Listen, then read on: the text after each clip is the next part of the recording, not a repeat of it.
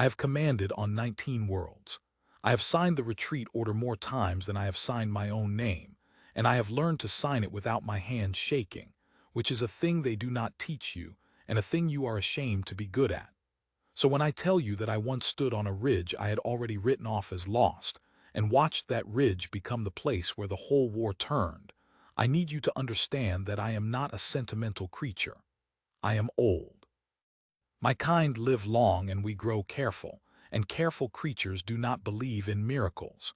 We believe in supply lines and firing solutions, and the cold arithmetic of how many of us the enemy can afford to kill before they, too, run out of soldiers. The arithmetic on the Serrun Line was finished. I had done it 3 times, and 3 times it had given me the same answer, and the answer was that we would be gone by the second dawn. Let me tell it the way it happened. My name is Val en Reseth.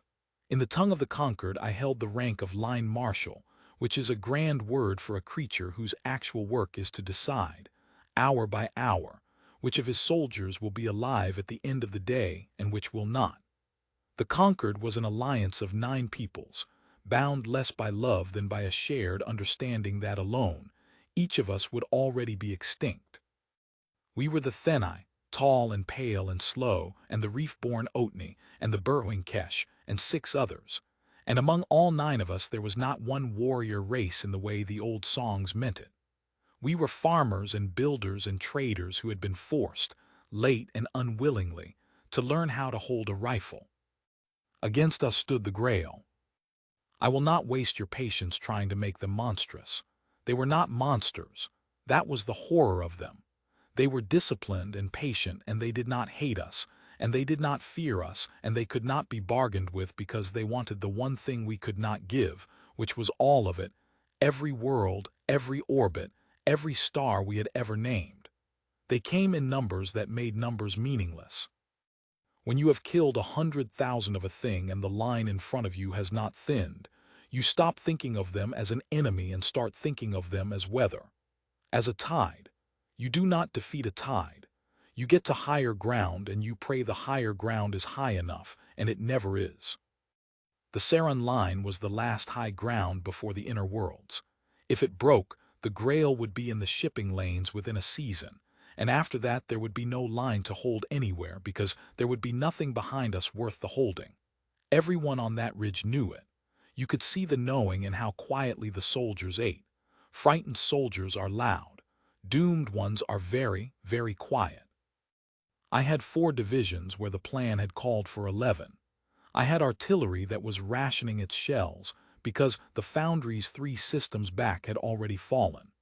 I had a medical corps that had stopped triaging by who could be saved and started triaging by who could be saved quickly, which is a different and uglier calculus. And I had orders from the Concord Admiralty that were, in the polite language of the High Command, to delay the enemy's advance to the fullest extent consistent with the preservation of force. Preservation of force. That is how admirals tell you to run without using the word. It was on the evening before the 3rd assault that my aide, a young Otni named Sheriff whose reef markings had not yet fully darkened, came to my command post and told me that reinforcements had arrived in orbit. I did not look up from my maps. How many divisions? Not divisions, Marshal. He hesitated. Sheriff was brave, but he had learned, as we all had, that bringing me good news was dangerous, because good news on the Serrun Line was almost always a mistranslation of bad news. 1 regiment. I did look up then. 1 marshal, a single regiment human. I had heard of humans. Everyone in the Concord had by then, though most of what we had heard came filtered through the sneers of the older races. They were newcomers. Their homeworld had been folded into the Concord barely 2 of my lifetimes ago, and they had spent most of that time being politely condescended to in trade councils. They were short-lived. A human was old at 80 of their years, which to a Thenai is scarcely more than a childhood, and we were given to understand, emotional, reactive. Given to quarrels and to strange loyalties, not in the estimation of the Admiralty, a serious military people. They had contributed troops to the Concord's wars, but always in small numbers, always at the edges, and the reports that came back about them were contradictory in a way that made the staff colleges uneasy. Human units, the reports said, took casualties that should have shattered any formation and did not shatter. This was written up not as a virtue, but as a failure of the human command to properly withdraw its forces. There was a memorandum, I remember, that recommended human formations be monitored for a tendency toward tactical inflexibility under adverse conditions. Tactical inflexibility under adverse conditions. I would come to laugh at that phrase later, though it was not a happy laugh. One regiment, I said again. The Admiralty sends me one regiment of short-lived newcomers against 6 divisions of Grail and calls it reinforcement. Sheriff said nothing, because there was nothing to say. Where do they want me to put them? The orders leave placement to your discretion, Marshal. Of course they did. When the High Command wishes to be seen to have done something while doing nothing, it leaves the details to the field. I looked at my map. There was a spur on the eastern flank of the ridge, Serrun Point, we called it, a shoulder of stone that jutted out toward the Grail lines. It was a hard place to hold and a worse place to die, exposed on 3 sides, and I had already, in my own private arithmetic, written it off. When the third assault came, the point would fall first, and its falling would be the beginning of the end of the whole line. I had planned to hold it with a screening force, soldiers I could afford to lose, whose deaths would buy the rest of us a few hours. I am not proud of what I thought then. I thought, let the newcomers die on the point. Let their deaths buy the same hours my own soldiers would have bought, and let my own soldiers live a little longer for it. It was a cold thought and a shameful one, and I had it, and I gave the order, and I told myself it was strategy. Put them on Serrun Point, I said. They came down from orbit in the gray before dawn, in landers that were older than mine and patched in a dozen places, and I went to the point to look at them, because a commander who spends other soldiers' lives ought at least to look them in the face while he does it. There were perhaps 2,000 of them. They were small, the tallest of them came only to my shoulder, and they were, to my eye, unlovely creatures, thick and blunt where my own people are long and fine. They wore armor that had been repaired and repainted so many times that no 2 suits were quite the same color. They carried their weapons the way old farmers carry their tools, without ceremony, as if the killing were simply work that needed doing. And they were tired. I could see that even across the species gulf in the way they moved. These were not fresh troops. These were soldiers who had been somewhere very bad and had come, without rest, to somewhere worse.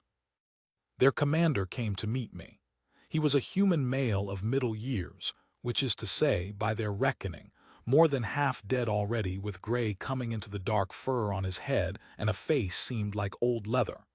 His name, he told me, was Colonel Merck Holt of the 6th Serrun Line.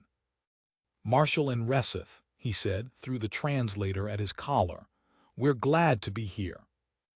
I did not know how to answer that because it was so plainly untrue. No one was glad to be on Serrun Point. I said, Colonel, you understand the position I have assigned you. I've seen the maps. Then you understand that it is exposed on 3 faces, that when the assault comes, you will be the first struck and the hardest, and that there is no fallback line behind you that I can promise to hold. I made myself say the rest of it. I will be honest with you, Colonel, because you have come a long way and you are owed honesty. I do not expect to be able to reinforce you. I do not expect the point to hold.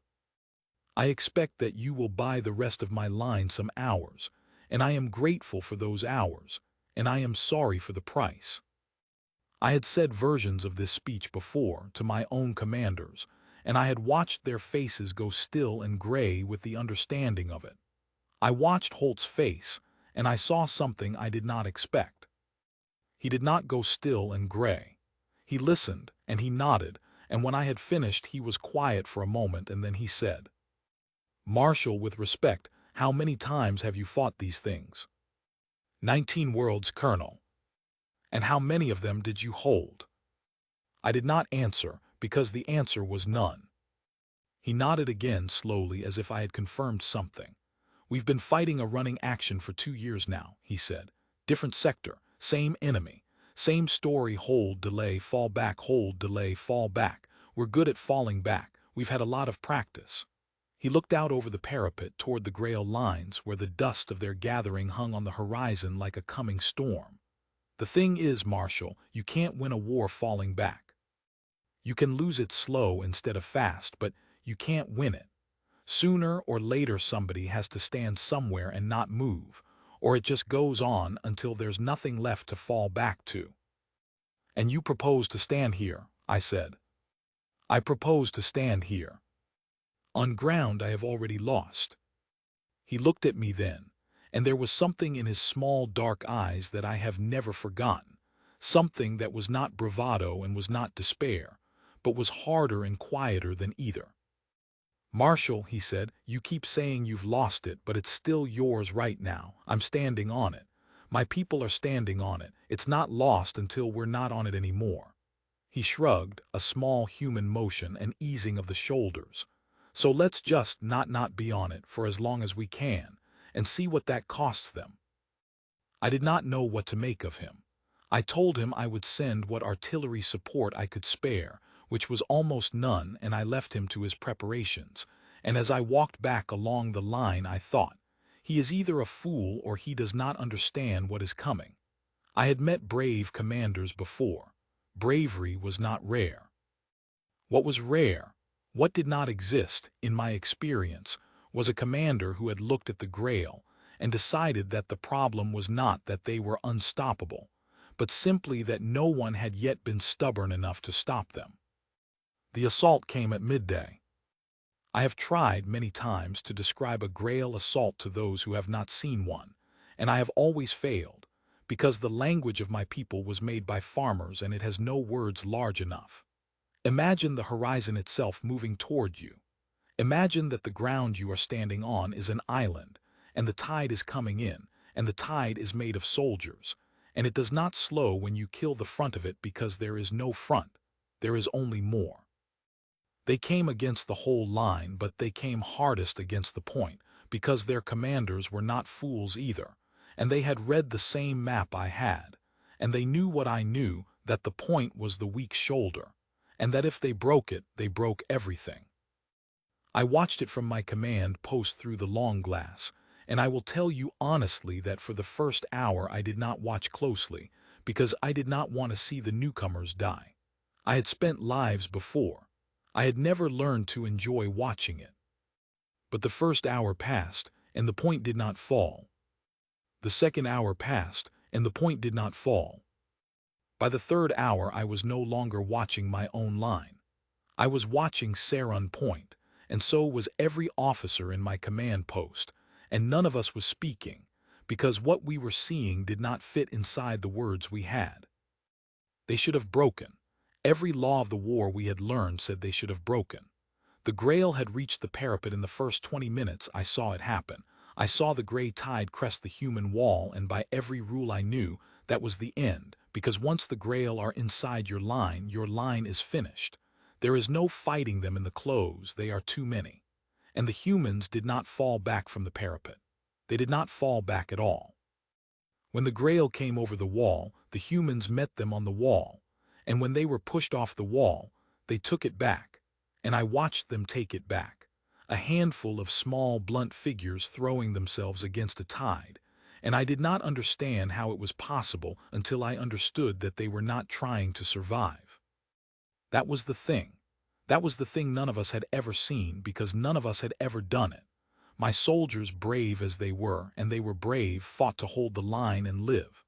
Every soldier of every race I had ever commanded carried, somewhere in the back of the mind, the knowledge that there was a point past which holding was no longer worth it, a point at which a sensible creature saved itself to fight another day. It was not cowardice, it was arithmetic. It was the thing that made us who we were, careful, long-lived, unwilling to spend what could not be replaced. The humans did not carry that knowledge. Or if they carried it, they had set it down, somewhere back along their 2 years of running, and had decided not to pick it up again. They fought as if the ground under their feet was worth more than the years left in their bodies, and because they fought that way, they did a thing that arithmetic said was impossible. They made the Grail pay a price the Grail could not sustain. I need you to understand the mathematics of it, because the mathematics is where the miracle actually lived. The Grail won by trading. They would spend 10 of theirs to kill one of ours, and they would win that trade every time because they had more 10s than we had ones. That was the whole war on every world for a generation. It had never occurred to anyone, it had never occurred to me, that the trade could be run the other way. That if you were willing, truly willing, to stand on a piece of ground and make the enemy come to you and pay for every step, and if you did not flinch, and did not fall back, and did not let them buy the ground with a price you would accept, then the arithmetic inverted. Then it was they who ran out first. The humans on Serrun Point killed Grail at a rate I would not have believed if I had not counted the bodies myself, later in the gray field beyond the parapet. And they did it not because their weapons were better, their weapons were worse than mine, but because they simply would not leave. The Grail commander threw a division at the point. The point held. He threw a second division. The point held. Somewhere in the 4th hour, I understood that I was watching the Grail do something I had never seen the Grail do in 19 worlds. I was watching them hesitate. I have replayed that moment 10,000 times. The long glass in my hands, the smoke over the point, and the great gray tide against the eastern shoulder just beginning to slow. Not because it had run out of soldiers. It had not. But because for the first time in the whole long war, the tide had struck something that did not move, and the striking was costing it more than the ground was worth. And even a tide, if you make it pay enough, will begin to look for somewhere cheaper to go. That was the moment the battle turned. Not later, in the counterattack the songs remember. Then, in the 4th hour, on a shoulder of stone I had already written off, when 2,000 short-lived newcomers refused to understand that they had lost. I called Holt on the field link. It took a long time for him to answer, and when he did his voice came through the translator ragged and half-drowned in the sound of fighting, and I could hear, under the words, the particular exhaustion of a creature that has been past its own limit for hours and has gone on anyway. Holt, he said, just his name. He did not have breath for more. Colonel, I said, the point is holding. For now. Colonel, the enemy is slowing on your face, across the whole eastern flank. They are slowing. I found that my own voice was not entirely steady, which was not a thing that happened to me. Colonel, I have 4 divisions on this line that I have been holding in reserve for a retreat I have been planning since before you landed. If I commit them now, if I strike the Grail flank while they are fixed on your point and cannot turn, do you understand what that means? There was a silence on the link. Then Holt said, and I could hear something come into his voice, something that was almost not hope. Hope was too soft a word, something like grim satisfaction. The sound of a creature watching a thing he had believed in finally start to come true. It means they can't fall back either. It means they cannot fall back either, I said. Then what are you waiting for, Marshal? And then before I could answer, quieter, almost gentle in the middle of that inferno, come on, we'll hold. That's the one thing I can promise you. We'll hold. You go and win it. I gave the order. I committed the reserve. Every soldier I had been saving to cover my own retreat.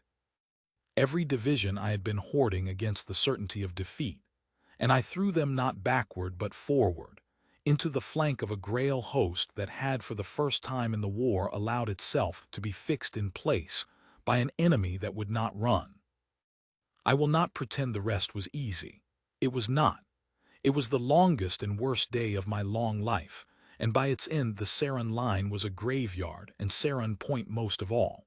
But when the second dawn came, the dawn by which my arithmetic had promised we would all be dead, the Grail were falling back, falling back. I had commanded on 19 worlds, and I had never once written that word about the enemy. And on the morning of the second dawn on the Serrun Line, I wrote it in my log with a hand that did shake at last, because some things are too large to receive with a steady hand. I went to the point when the fighting was done. There is no way to make what I found there into a clean thing. Of the 2,000 humans who had landed, fewer than 600 were still standing, and most of those were wounded, and they were standing among the bodies of their own in a way that told you they had refused at the end, even to fall down. The parapet had been taken and retaken so many times that it was no longer a wall but a low ridge of the dead, human and Grail together, and the humans who were left had built their final line on top of it, on top of their own fallen, because there had been nowhere else to stand. I found Holt near the center. He was alive. He should not have been. He had wounds that would have killed a Thenai twice over, and his people had been trying to carry him to the rear for hours, and he had refused because he had said he would hold, and holding meant not leaving, even to be saved.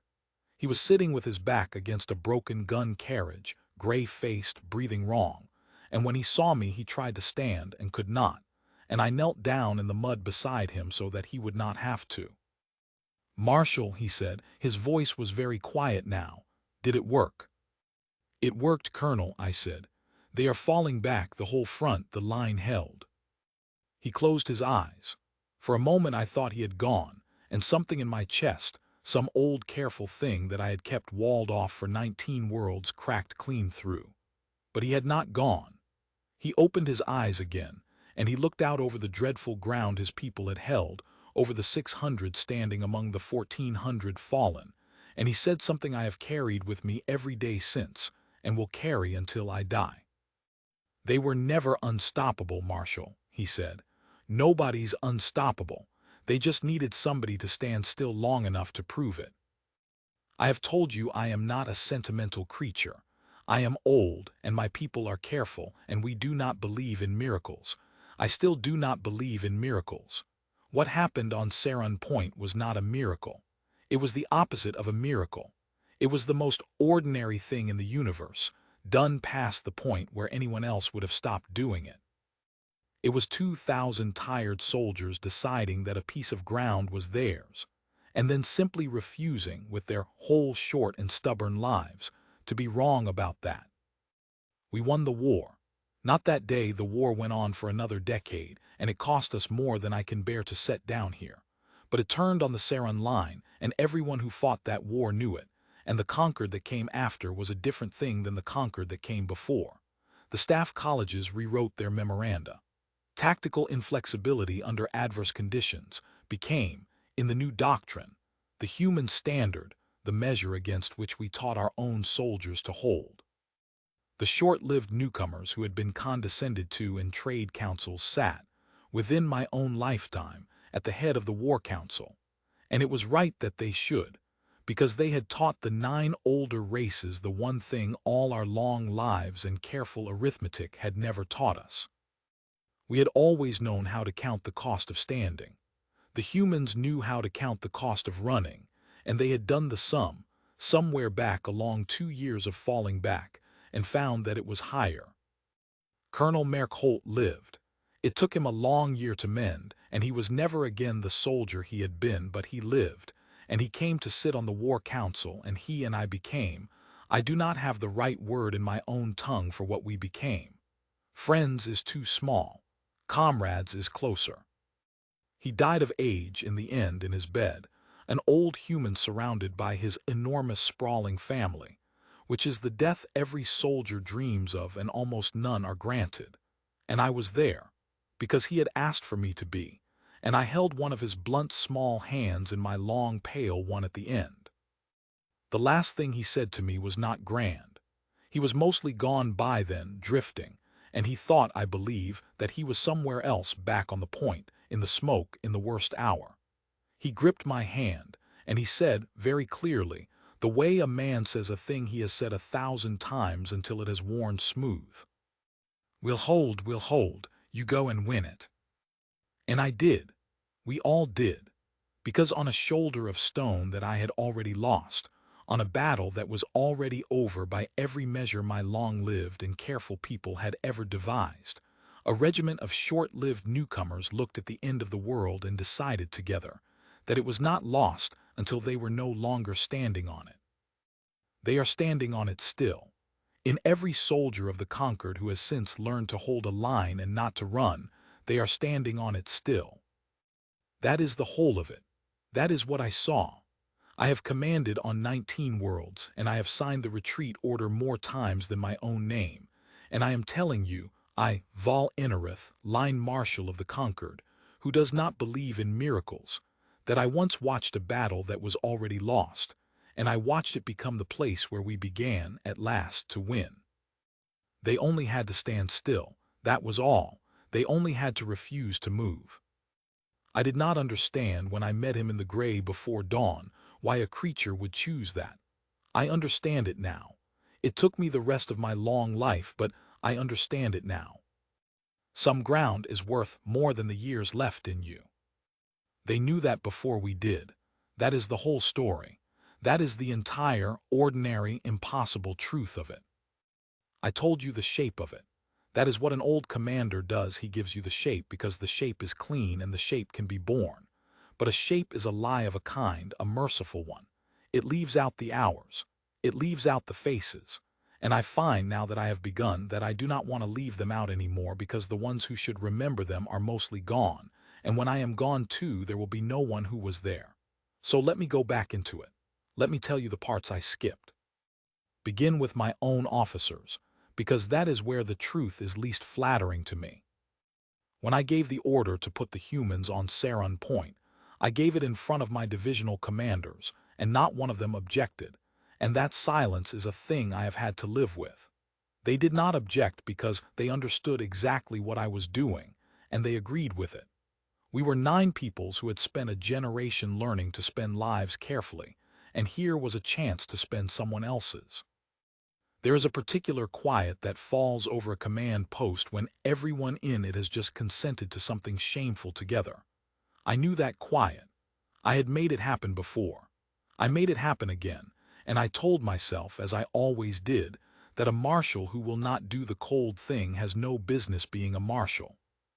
The one who came closest to objecting was not a commander at all. It was Sheriff, my aide, the young Otney whose reef markings had not yet darkened. He waited until the others had gone. Then he stood at the edge of the map table, and he did not look at me, which was how I knew he was afraid of what he was about to say, and he said, "Marshal, the humans, they came a long way to help us." "Yes." "And we are putting them on the ground we cannot hold." "Yes." He was quiet a moment. "That is the ground we would have put a screening force on, soldiers we could afford to lose." "Yes, Sheriff." "So we are treating them as a screening force, as soldiers we can afford to lose." I looked up at him then, and I let him see that I was not angry, because he had earned the right to ask, and because he was young and had not yet learned the thing I was about to teach him, which is that command is mostly the art of doing shameful arithmetic and not letting it break you. "We can afford to lose them," I said. "In a way we cannot afford to lose our own. That is what it means to command an alliance, Sheriff. There is no army in which every soldier is worth the same. There is only the line. And what it costs to hold it and who pays. Today the newcomers pay so that our own people pay a little less. When you sit where I sit, you will do the same sum and you will hate it, and you will do it anyway." He took that. He was a good soldier, but he said one more thing before he left, and it lodged in me like a splinter and would not come out. "Colonel Holt didn't ask which soldiers were worth more," he said. "When you told him he was being put somewhere he couldn't be reinforced, he just asked how many times you'd fought them, like the only number that mattered was how to stop them, not who paid." And then he saluted, and went to his duties, and left me alone with the map and the splinter. I have thought since that the whole difference between the old races and the humans was contained in that small exchange. We asked who pays. They asked how do we stop it. We had been asking the wrong question for a generation, and it had cost us 19 worlds, and it took a boy with undarkened markings to say so to my face. Now let me take you onto the point itself, because I have described the assault from a great distance, through a long glass, the way a marshal sees a battle. That is not how a battle is. A battle is small. It is the size of the ground under one soldier's feet. And though I was not down there in the worst of it, a marshal who dies on the parapet is a marshal who has failed his whole line. I walked that ground afterward, and I spoke to the ones who lived, over the long year of Holt's mending, and I have pieced together what it was, down where the shape dissolves into the hours. There was a human they called Ossie. I never learned if it was her name or a thing they called her. Humans do that. They wear each other's names down into small soft shapes the way water wears stone. She was young even for a human, which is to say she was barely more than a child, and she had a gun that fed from a belt, and her place in the line was a gap in the parapet where the wall had been broken in the first hour and could not be rebuilt because there was no time and no stone. So she became the wall. She stood in the gap where the stone should have been, and she held it with the gun, and when the gun grew too hot to fire, she held it with a shorter, uglier weapon, and when that was gone, she held it with the broken haft of a grail pike she had taken off one of the ones she'd killed. The soldiers on either side of her fell and were replaced and fell again. She did not fall. She stood in the gap for the better part of 4 hours, and the grail learned, in the way that even a tide learns, to come at the wall somewhere other than that gap, because that gap cost them too much. I asked her later, when she could speak again, she had wounds that took months, why she had not called for the gap to be abandoned, for the line to be drawn back behind it to hold stone. It was the sensible thing. It was what any of my soldiers would have done, and rightly. She looked at me as if I had asked a strange question. It was my spot, she said. If I leave my spot, the guy next to me's got 2 spots to cover. Then he can't cover either. Then it's not a line anymore, it's just people. She thought about it. You hold your spot so the guy next to you can hold his. That's the whole thing. That's the only thing. That is the whole thing. That is the only thing. I have heard generals of 9 peoples give lectures on the theory of the defensive line, and none of them ever said it better than a human child in a hospital bed who thought she was explaining something obvious. There was another older, a human male they called Brant, who had been a medic before the war and was still a medic in it, and who spent the 4 hours not fighting but crawling along the line on his belly, under the fire from fallen soldier to fallen soldier, doing the ugly quick work of keeping the wounded alive long enough to matter. He was unarmed. He carried no weapon at all. His hands were full of the tools of mending, and a human hand can only hold so much. 3 times the grail broke through near where he worked, and 3 times the soldiers around him closed the gap over his bent back, standing over him while he worked, because a medic who will crawl unarmed through that to reach you is a thing you protect with your life, without being told, without thinking. He saved, by the count they made later, more than 200 lives on the point that day. When I met him, he had no memory of most of it. You don't remember it, he told me. There's no you in it while it's happening. There's just the next one, and then the next one, and then it's dark and somebody's telling you it's over and you don't believe them. And there was Holt. I have told you Holt refused to be carried to the rear, and that is true, but I did not tell you what it cost the ones around him, because I did not learn it until later, and when I learned it, I understood their commander better than I had understood any creature in my long life. Twice his own soldiers tried to save him. Twice, when he was wounded and bleeding, and the sensible thing, the thing his own medics begged him to allow, was to be pulled back off the line to be treated, he refused. Not because he did not value his life. I came to know Holt well enough to know that he valued it as much as any creature values the one life it is given. He refused because he had told me the point would hold, and to him, holding meant that he held in his own body on his own 2 feet at the center of his own line.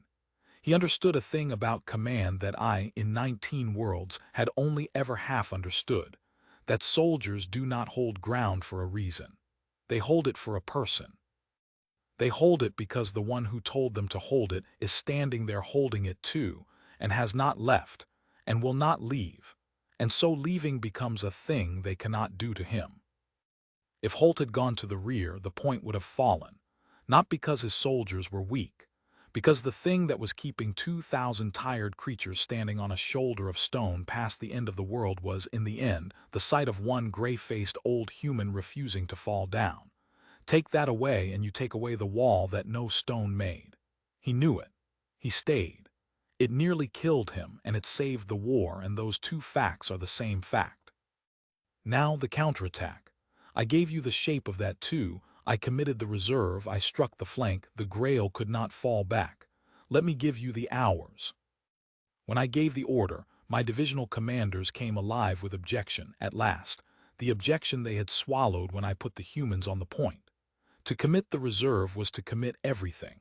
It was to burn the ships behind us.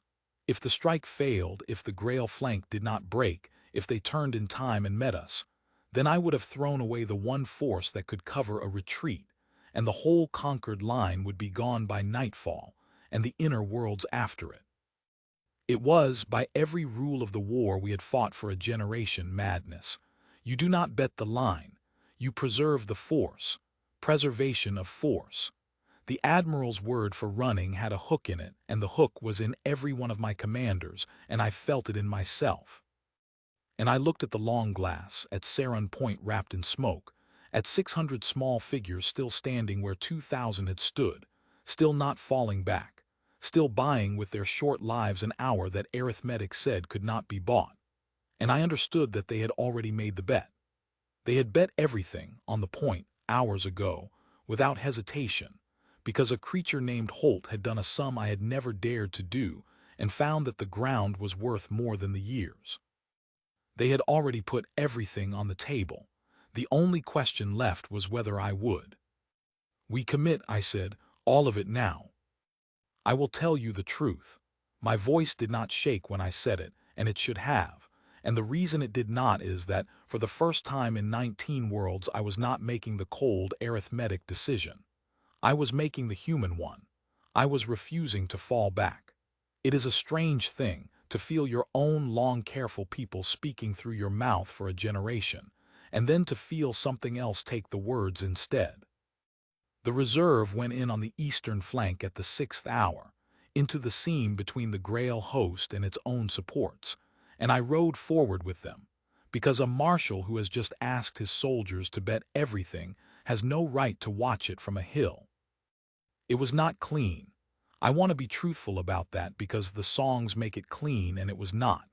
The Grail were not fools, I have said this, and their commander, when he felt the reserve strike his flank, did the thing a good commander does, which was to try to turn a portion of his host to meet us. And here is where the point won the war a second time. In a way the songs never mention. He could not turn enough of it, because too much of his strength was still committed against Serrun Point, still fixed there, still being bled white by 600 creatures who would not get out of the way. Every division he had thrown at the point was a division he could not now wheel to face my reserve. Holt had not just held the ground. He had held the enemy, pinned him, fixed him, made him unable to answer a blow from any other direction. The point was the nail, and my reserve was the hammer, and the Grail host was caught between them because it had spent itself trying to pull the nail out and failed. We hit the flank and it buckled. Not broke, buckled, the way a wall buckles before it goes, a slow, terrible leaning. I lost soldiers in that hour that I still count in the bad nights. A Kesh division that burrowed in under the Grail line and was never seen again. We do not know to this day what became of them under the ground, only that the Grail line above where they had gone in went suddenly quiet and then collapsed, and that no Kesh came back up. Sheriff's cousin was among them. Sheriff did not weep. Otni do not weep as humans do. But his markings went gray at the edges that day and stayed gray for a year, which for his people is the same thing. Sheriff himself I kept beside me, and he was magnificent, and I have never told him so, and I will tell it here so that it is written somewhere. When the field links failed, and they failed in the 6th and 7th hours, drowned in the noise of the Grail jamming, it was Sheriff who carried my orders on foot, through fire, from the command echelon to the divisions and back, again and again. A young aide doing the oldest and most dangerous work there is, the carrying of words across a battlefield when the machines have died. He was wounded twice. He did not stop. He was, in those hours, the nervous system of my whole reserve, and if he had faltered, the strike would have come apart into 100 blind pieces, and it did not falter because he did not. When the boy who had stood at my map table and asked who pays was himself asked to pay, he paid, without the arithmetic, the way the humans paid. I think they taught him that, in a single day, across the whole width of a battlefield, without a word passing between them. I think he watched the point hold, and something in him decided to be worthy of it. By the 7th hour the Grail flank was gone, not withdrawn, gone, folded, the tide breaking against itself. And here at last came the thing I had not written in my log in 19 worlds. The tide turned. It began to pull back. I saw it happen with my own eyes and not through a glass. The great gray mass which I had only ever seen come forward began, in ones and tens and then in whole formations, to go the other way, to fall back. The word I had never been able to write about the Grail, I now watched them enact, in the flesh, on the field, in the failing light of the first day. We did not let them go cleanly. I will not pretend we did. A retreating enemy is an enemy you have earned the right to punish, and after a generation of being the ones who ran, my soldiers took that right with both hands, and it was not merciful, and I did not order it to be, and I have made my peace with that as much as an old soldier can. What I will say is this. When the Grail broke, my soldiers, 9 peoples who had spent a generation learning only how to withdraw in good order, discovered in a single afternoon that they knew how to advance. It had been in them all along. It only wanted someone to prove it was possible. The humans proved it, and then everyone knew. I did not sleep that night. I stood on the ridge above Serrun Point in the dark, and I watched the medical parties move across the ground below with their small lights, gathering the living from among the dead, and I listened to the sound a battlefield makes at night, which is the worst sound there is, and I did the only arithmetic that mattered anymore, which was not who pays but what did it buy. And for the first time in 19 worlds, the answer was not ours. The answer was the war. At the gray before the second dawn, the dawn my sums had promised none of us would see, I went down onto the point, and I have told you what I found there, and I will not tell it again, because some things you can only bear to write once. But I did not tell you the last of it, the thing that happened as the light came up, and I will tell it now, because it is the truest thing I know. The 600 who were left had built their final line on the bodies of their own, because there had been nowhere else to stand. When the second dawn came and the word ran along that dreadful ridge that the Grail were falling back, that the line had held, that the war had turned, that they had done it, the 600 did not cheer. I had expected cheering. Soldiers cheer. But these did not. They were too far past the place where a body can cheer. Instead, one by one, all along that line of the dead, the ones who were still standing simply sat down. They sat down where they were, among the fallen, in the mud and the smoke, and they were quiet, and some of them put their hands over their faces, and some of them reached out and held the hand of the dead one nearest to them, and the sound they made was not a cheer and not a wail, but something under both of those, something I have no word for in my own long-worded tongue, the sound a creature makes when it has held a thing past all endurance and is finally allowed to set it down. I stood at the edge of that, and I could not go into it. It was not mine to go into. I had spent them. I had put them there to die and buy me hours, and instead they had bought me the war, and there is no ceremony in any of the 9 peoples or in the 10th for a commander to walk into the middle of that and say what needs saying. So I stood at the edge, and I did the one thing a marshal can do, which is to bear witness. I made myself look at every face. I owed them that. I owe them that still. And then I found Holt against his broken gun carriage, and knelt in the mud so he would not have to stand, and we spoke the words I have already given you. Did it work? It worked. They were never unstoppable. They just needed somebody to stand still long enough to prove it. And I will not repeat them here, but I will add the one thing that came after, that I could not bring myself to write in the first telling because it was too much.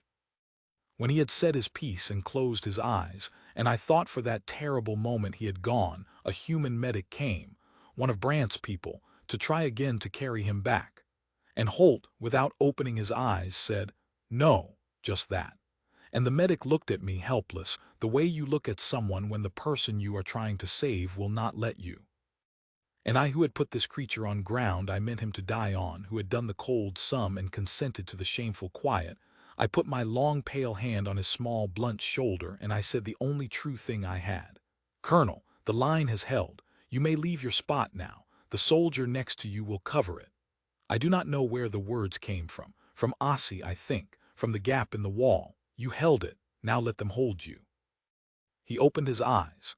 He looked at me for a long moment, and something in his seamed old face eased, the way the shoulders had eased when I first met him, and he said, "Yeah, okay, Marshal." And he let them carry him. He let them carry him because I had given him permission to be held, and no one else could have, because I was the one who had put him there, and a man will not accept from anyone else the permission to stop that he most needs from the one who ordered him to begin. That is the part the songs leave out. The songs are about the standing. But the hardest thing I ever did in 19 Worlds was not order 2,000 strangers onto ground I meant them to die on. It was kneeling in the mud on the far side of it and giving the one who lived permission to be carried home. He mended. I told you that.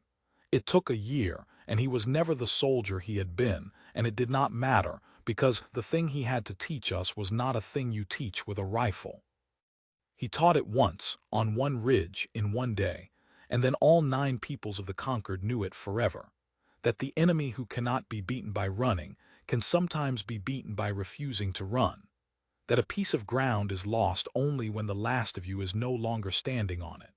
That the soldier who holds his spot so the one beside him can hold theirs is stronger than any tide. And that the cost of standing, dreadful as it is sometimes lower than the cost of the long, slow falling back that feels so much like safety, and is only a slower name for defeat. Sheriff sits where I once sat now. He is line marshal of the Concord. His markings long since darkened and now going the pale silver of age, and he is a better marshal than I ever was. And when the young officers come to him with the old sum, the cold one, who pays, I am told he tells them a story about a shoulder of stone he had already written off, and 2,000 short-lived strangers who would not understand that it was lost, and an old marshal who learned, too late to save the 1400 but not too late to save the war, to ask the other question. The human question, not who pays, but how do we make it so that no one has to, ever again? And the answer, the terrible and hopeful answer, is by standing here now and not moving and making them pay instead. They are standing on it still. I said that before, and I will say it once more at the end, because it is the truest thing and the last thing. In every soldier of the Concord who has since learned to hold and not to run, in Sheriff at the head of the War Council, in the doctrine the staff colleges now call, without irony, the human standard, in the long peace that came at last and held, they are standing on it still. Ossie in her gap, Brant on his belly in the fire.